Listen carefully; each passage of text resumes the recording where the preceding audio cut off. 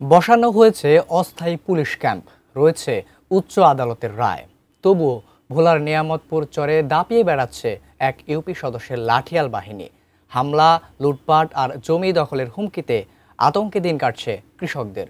ভোলা প্রতিনিধি মঞ্জুর আলমের তথ্য ছবি নিয়ে ডেস্ক রিপোর্ট। মেঘনার বুকে জেগে ওঠা দৌলত খান উপজেলার নিয়ামতপুর চর দেখতে যতটা শান্ত মনে হয়, ভেতরে ততটাই অস্থিরতা। নিরাপদ জীবন, চাষাবাদ ও ফসল ঘরে তোলার নিশ্চয়তা নেই চরবাসীর কৃষকদের। তাদের অভিযোগ, স্থানীয় ইউপি সদস্য বশির মেম্বারের নেতৃত্বে একটি প্রভাবশালী পক্ষ তাদের পৈতৃক জায়গা জমি দখলে মরিয়া হয়ে উঠেছে। কয়েকদিন পরে দৌলত কাতনা এক গ্রুপ ডাকাত গ্রুপ আইয়ে আমাকে মাল চানা গরু বাছুর হাঁস মুরগা ফিটে ফাটে আমাদের মা বোনের গাওয়া ফাঁসা হাত তুললা যা আছে আমাদের নিয়ে যায়।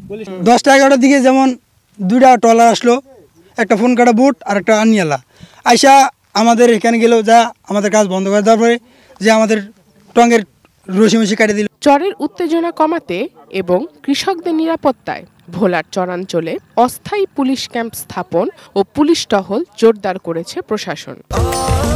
স্বাস্থ্যকর অল টাইম ফ্যামিলি কেক, সব সময় অল টাইম হেলদি লাইফ। এখানে অস্থায়ীভাবে যে আমাদের একটা পুলিশ ক্যাম্প করা হয়েছে, এটি আমাদের করার মূল উদ্দেশ্য হলো এখানে যারা চাষি ভাইরা আছেন এনাদের উপর যেন বাইরের কেউ কোনো মহল যাতে কোনো রকম কোনো প্রভাব সৃষ্টি করতে না পারে, তাদেরকে মারধর করতে না পারে, তাদেরকে কোনো ভয়ভীতি দেখাতে না পারে। আইন শৃঙ্খলা বাহিনীর এমন আশ্বাস ক্যামেরার সামনে হলেও বাস্তব চিত্রটা ভিন্ন। নিয়ামতপুর চরে পুলিশ ক্যাম্পের পাশেই তাদের উপস্থিতিতেই ঘণ্টাব্যাপী চলে চরের কৃষকদের উপর হামলা, ককটেল নিক্ষেপ ও গুলি ছুড়ে চালানো হয় ভাঙচুর ও লুটপাট।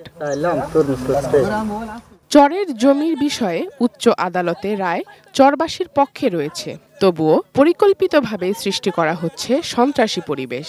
আমরা একে 3টা রায় পাইছি, তারা হেরা মানে না, হেরা পুলিশ প্রশাসন লয়ে আয়া হেরা যায় একদিকে, প্রশাসন যায় আরেকদিকে। ভোলার চরাঞ্চলে লাঠিয়াল বাহিনীর দৌরাত্ম্য নিয়ে এর আগেও প্রতিবেদন প্রচার করা হয়েছে এটিএন নিউজে।